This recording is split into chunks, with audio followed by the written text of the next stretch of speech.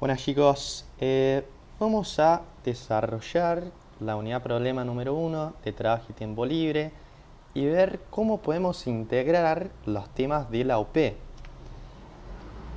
Lo que nos trae la consigna es que Carlos ha comenzado a trabajar de repositorio en un supermercado, tuvo que trasladar cajas pesadas y aprovechando su horario de descanso se sentó para comer y beber algo y terminó su jornada a las 21 horas, sintiéndose fatigado, con los músculos doloridos, recuerda lo bien que lo pasó el domingo, comiendo un asado con sus amigos y charlando sobre la importancia de tener un trabajo en estos días. Lo primero que tenemos que hacer, analizar cuáles son las palabras clave de esa unidad problema. Yo tengo acá trabajar, trasladar cajas pesadas, descanso, comer y beber algo, terminar la jornada a las 21 horas, fatigado, músculos doloridos, un domingo, importancia de tener un trabajo.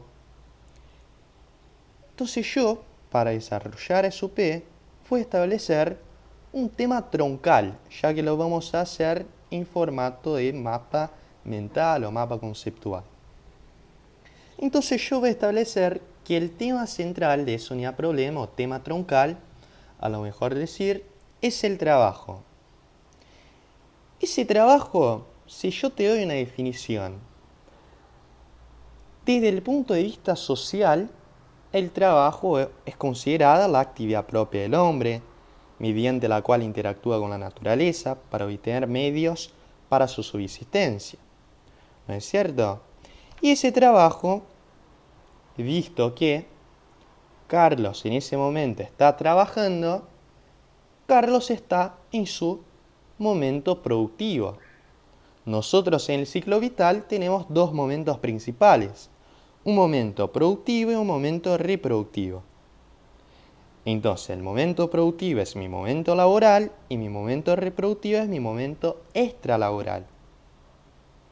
Debido a eso, yo voy a ver que en el momento laboral yo tengo elementos del trabajo, porque mi trabajo implica un objeto, implica medios, implica una organización, implica una actividad. Entonces, yo voy a ver que existen elementos para el trabajo. El objeto que yo dije sería la materia prima para el trabajo. Y a partir de esa materia prima yo voy a obtener un producto final, un resultado final. Visto que nosotros tenemos 4 elementos de trabajo y un producto final o resultado final. El medio sería los instrumentos que yo voy a utilizar para modificar la materia prima. Y la actividad es la fuerza de trabajo que yo voy a emplear. Y la organización es cómo voy a organizar mi jornada laboral.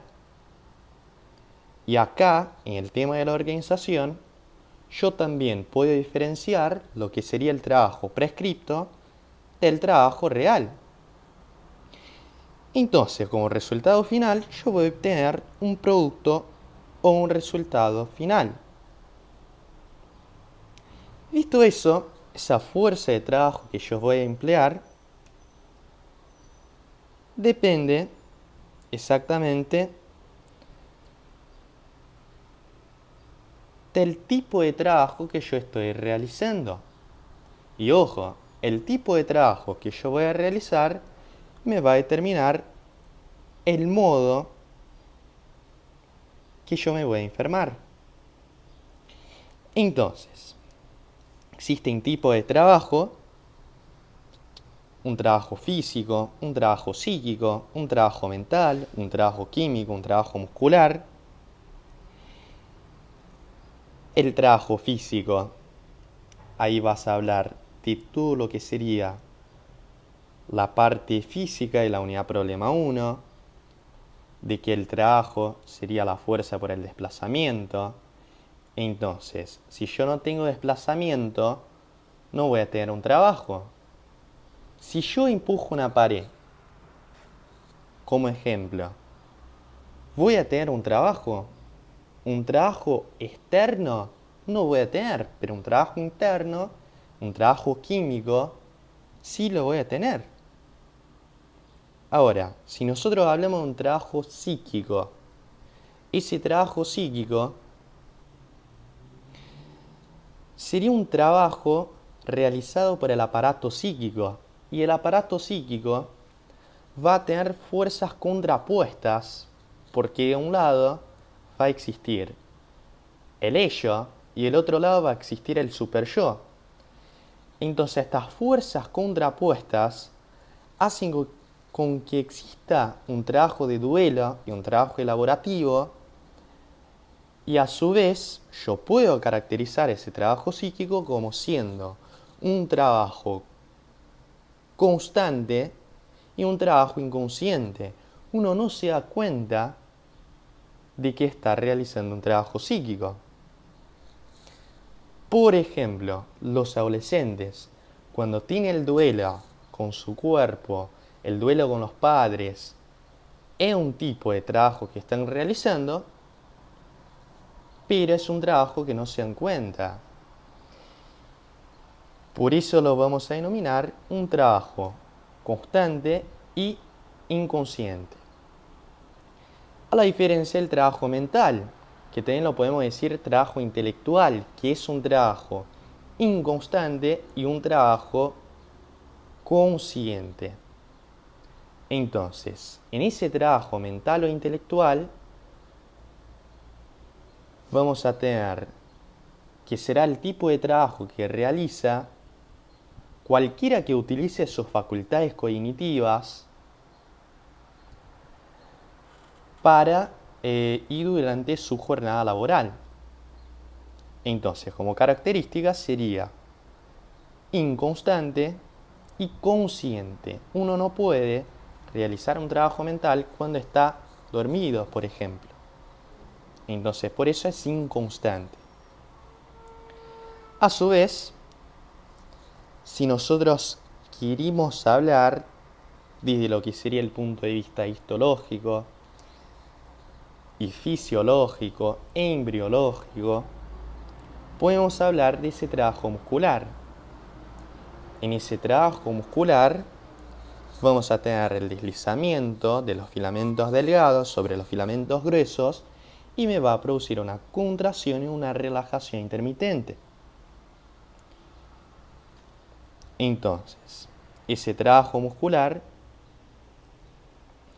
para entrar en ese tema, vamos a lo que sería que Carlos está trasladando cajas pesadas y para trasladar cajas pesadas va a utilizar los músculos estriados esqueléticos. Entonces, este músculo estriado esquelético posee características histológicas y posee características fisiológicas. Si yo voy a diferenciar ese músculo estriado esquelético de mi músculo estriado cardíaco, es importante establecer que el músculo estriado esquelético es multinucleado, tiene los núcleos periféricos, va a tener estriaciones. Estas estriaciones van a ser transversales.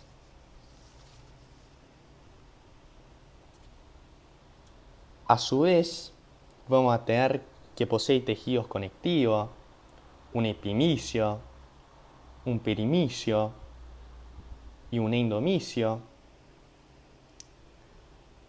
La célula va a ser alargada.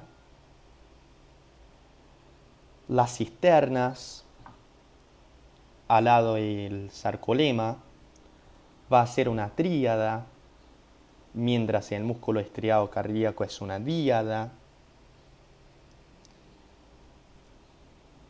Ya que en el músculo estriado cardíaco vamos a tener que las células son uninucleadas, el núcleo es central,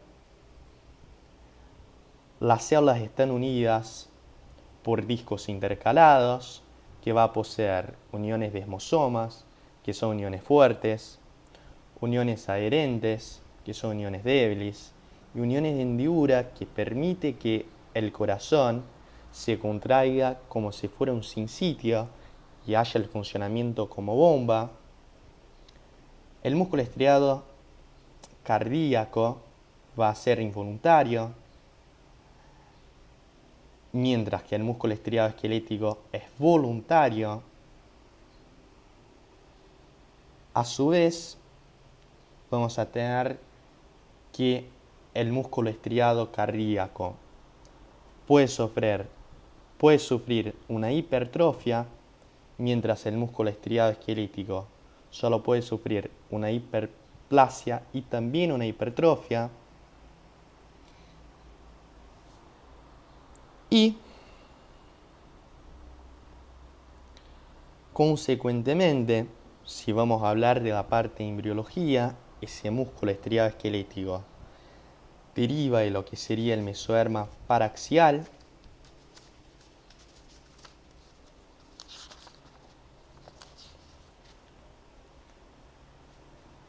desde lo que sería específicamente ese mesoderma paraxial va a formar los somitas. Estos somitas se dividen en ventral y en dorsal. La parte ventral se va a dividir en dermatoma, que forma la piel, y en dermomiotoma. Y ese dermomiotoma se va a dividir en una porción ventrolateral, que me va a formar los músculos de las extremidades, y una porción dorsomedial, que va a formar los músculos dorsales de la pared. Entonces, como síntesis, embriológicamente, el músculo estriado esquelético deriva del mesoderma. ¿Qué mesoderma? Paraxial. ¿Cómo se divide el mesoderma? En paraxial, en intermedio y en lateral. Entonces, el mesoderma paraxial nuevamente forma el músculo estriado esquelético. El mesoderma intermedio era lo que formaba el aparato genitourinario, y el mesoderma lateral a su vez se va a dividir en dos, en parietal y visceral. El parietal va a formar las pleuras y el visceral va a formar el músculo liso y el corazón. Seguimos. Fisiológicamente, entonces, vamos a tener que para que ocurra la contracción es necesario un acoplamiento excitación-contracción. Para poder explicar ese acoplamiento excitación-contracción, es necesario entender que existen etapas para que eso ocurra. Yo, primeramente, necesito una descarga de una neurona motora. Necesito liberar mi neurotransmisor en la placa terminal motora. ¿Y qué neurotransmisor existe? La acetilcolina. Y esa acetilcolina se va a unir a sus receptores colinérgicos. Y estos receptores colinérgicos, ¿cómo se dividen? Se van a dividir en muscarínicos y se van a dividir en nicotínicos. Los receptores nicotínicos funcionaban como canales iónicos. Entonces se unía la acetilcolina y permitía la abertura de los canales para permitir el ingreso de sodio, de potasio, y con eso aumentaba la conductancia en la placa motora y generaba un potencial de placa terminal. Consecuentemente, generaba una despolarización. Esa despolarización se propagaba por el sarcolema, que era la membrana plasmática, que posee una invaginación, que era el túbulo T, y al lado de la invaginación existían cisternas, que en el músculo estriado esquelético era una tríada. Y estas cisternas almacenan calcio. Entonces, cuando despolariza, libera el calcio y el calcio se iba a unir a la troponina C. Cuando se une a la troponina C, vamos a tener que el complejo troponina-tropomiosina, que estaba tapando el sitio activo de la miosina, visto que la miosina posee dos sitios activos, uno para el ATP y el otro para la actina. Consecuentemente, se corre ese complejo troponina-tropomiosina a través de lo que sería la teoría del puente cruzado, pasa de un cambio conformacional 90 grados a 45 grados, permite la unión con la actina y cuando la cabeza de la miosina hidroliza el ATP, formaba un complejo miosina ADP pirofosfato y posibilitaba la relajación. Entonces eso era también lo que explicaba el rigor cadavérico. ¿Se entiende? Entonces, consecuentemente posibilita una contracción. Y esa contracción puede ser una contracción isométrica, isotónica o una contracción auxotónica. Esa contracción isométrica era un tipo de contracción donde la longitud del músculo no cambiaba. Entonces no producía un trabajo externo, sino que solo se producía un trabajo interno, un trabajo químico. No producía un desplazamiento visible. La longitud del músculo no cambia, es lo mismo que empujar una pared. Por eso, cuando se produce esa contracción isométrica y la longitud no cambia, esa contracción empieza a ocluir los vasos, impide la llegada de nutrientes y oxígeno al músculo. El músculo sin oxígeno empieza a realizar una glucólisis anaeróbica. El lactato se acumulaba y eso reducía la fuerza de contracción, causaba la fatiga. Entonces ya tenemos una definición de fatiga. La fatiga es la disminución de la fuerza de contracción causada por el acúmulo de ácido láctico o lactato. Ya la contracción isotónica era todo lo contrario. Se daba una contracción, una relajación intermitente, había un cambio de la longitud del músculo, no había una oclusión de la circulación, eso posibilitaba la llegada de oxígeno, de nutrientes y una glucólisis aeróbica, y producía un determinado desplazamiento. Ya la contracción auxotónica era la junción de las dos, tanto de la isométrica como de la isotónica, y es el tipo de contracción que realiza el corazón. ¿Se entiende? Bueno.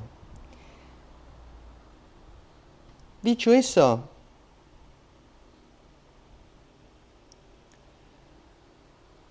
nosotros decimos que el tipo de trabajo va a determinar el modo que ese sujeto se va a enfermar. Entonces, podemos hablar de lo que sería el punto de vista de la epidemiología, de las políticas públicas, de las condiciones laborales, yo no puse acá, pero también de la ergonomía. ¿Por qué? Si yo estoy hablando que determina el modo de enfermar, ¿cuáles son las condiciones laborales de ese trabajador? Y ahí yo tengo las condiciones de medio ambiente de trabajo, el CIMAT. ¿Cuál es el nivel de ingreso de ese trabajador? ¿Es bajo? ¿Es medio? ¿Es alto? ¿Cuál es la duración y las características de la jornada laboral? ¿Es una duración corta? ¿Es una duración larga?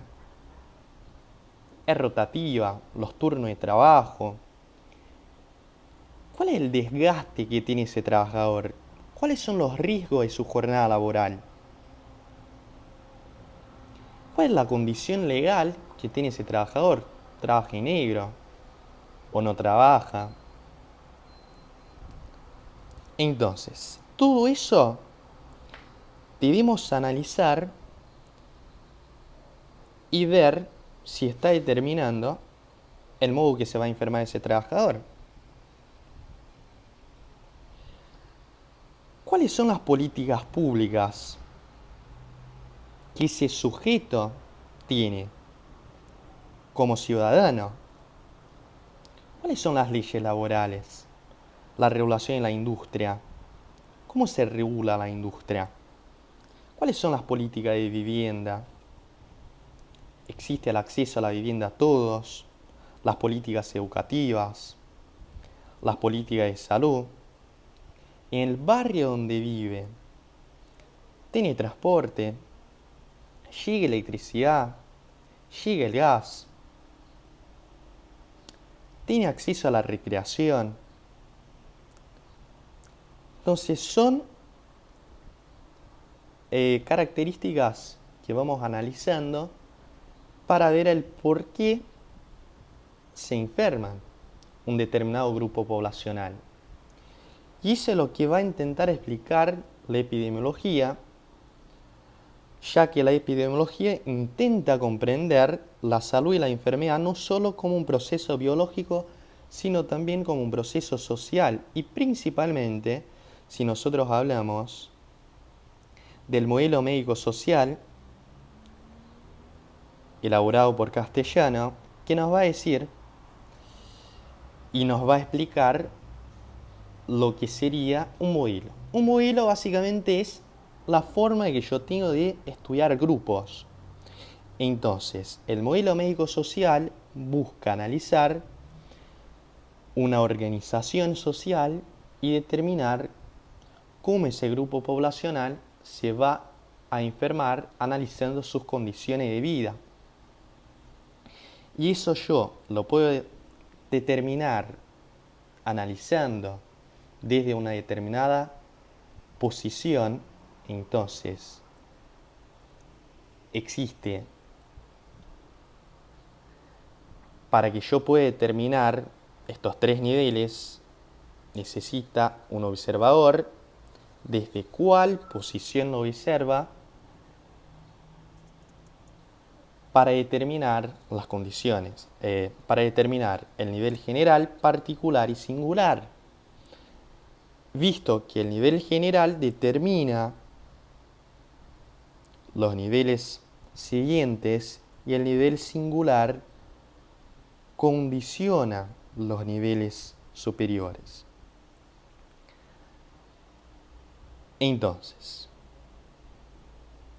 el modelo médico-social tiene una diferencia del modelo de causa-efecto, que es el modelo clínico, donde uno analiza la causa y va a elaborar el efecto que tiene. Y acá en el modelo médico-social vamos a sustituir la causa por la determinación.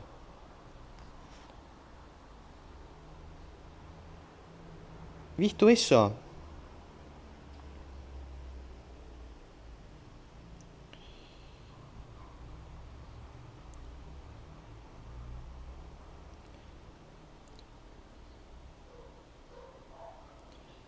Podemos hablar del segundo momento de Carlos, del ciclo vital, que sería su momento reproductivo.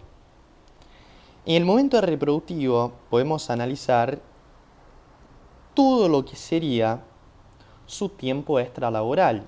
En el tiempo extralaboral, Carlos va a tener un tiempo libre, un tiempo donde uno no está sujeto a obligaciones. Sin embargo, tiene algunas actividades extralaborales obligatorias, como buscar a los niños en la escuela, como ir al supermercado, limpiar la casa. Ya en el tiempo liberado, uno no realiza ninguna actividad obligatoria y puede elegir la actividad que quiere realizar. En el ocio, uno va a realizar actividades placenteras que no implican ninguna norma, ninguna pauta, ninguna regla. Ya en la recreación, uno tiende a realizar actividades que le produzcan un bienestar. Son actividades socialmente aceptadas y pueden dividirse en lo que sería la mimética, la consuntiva, el azar, el vértigo. La mimética serían actividades recreativas simbólicas, como ir al cine, mirar la tele. La consuntiva son prácticas de consumo. De azar sería, por ejemplo, juegos de azar, como el casino. El vértigo sería actividades de aventura, actividades recreativas de aventura. Si nosotros hablamos de lo que sería la reproducción social, lo primero que necesitamos establecer es qué es la reproducción social. Visto que la reproducción social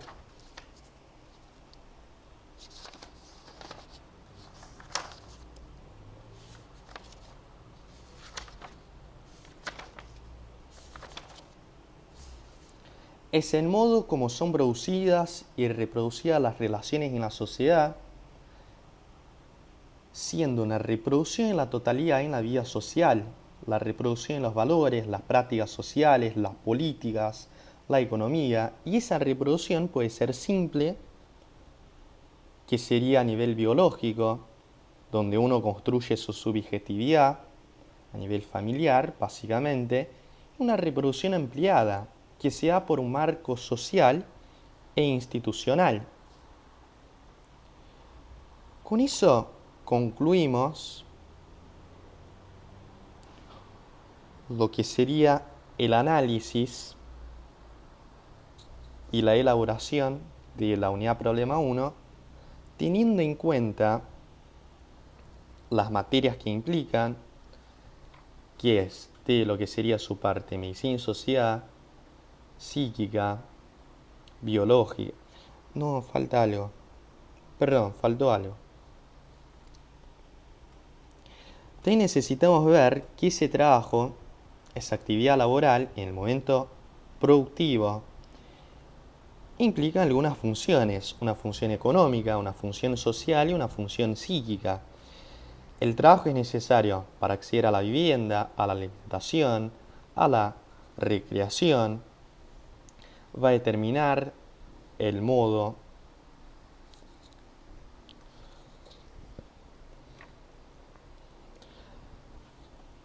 también en lo que se refiere a la actividad laboral, necesitamos analizar las funciones del trabajo, visto que el trabajo tiene una función económica, social, psíquica. Sin el trabajo posiblemente habrá el deterioro de la vivienda, de la recreación, de la alimentación, del vestido. Ya la función social implica la importancia del trabajo en lo que serían las relaciones sociales, visto que el trabajo es el modo que el adulto encuentra para relacionarse con la comunidad y también para establecer vínculos sociales.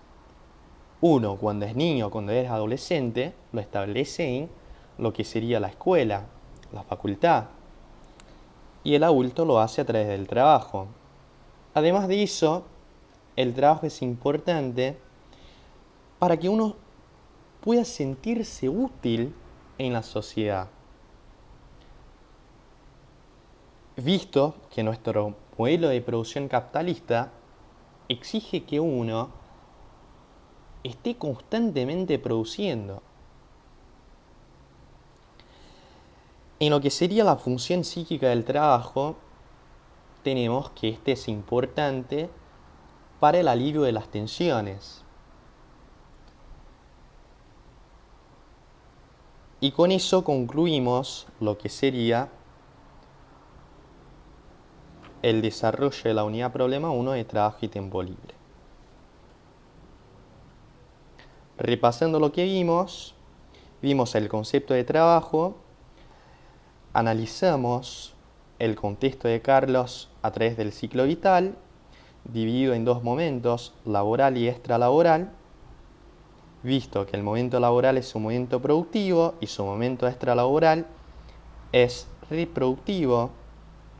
En ese momento laboral analizamos los elementos de trabajo, las funciones del trabajo y vimos en el momento reproductivo lo que sería algunos conceptos de tiempo libre, liberado, ocio, recreación y reproducción social.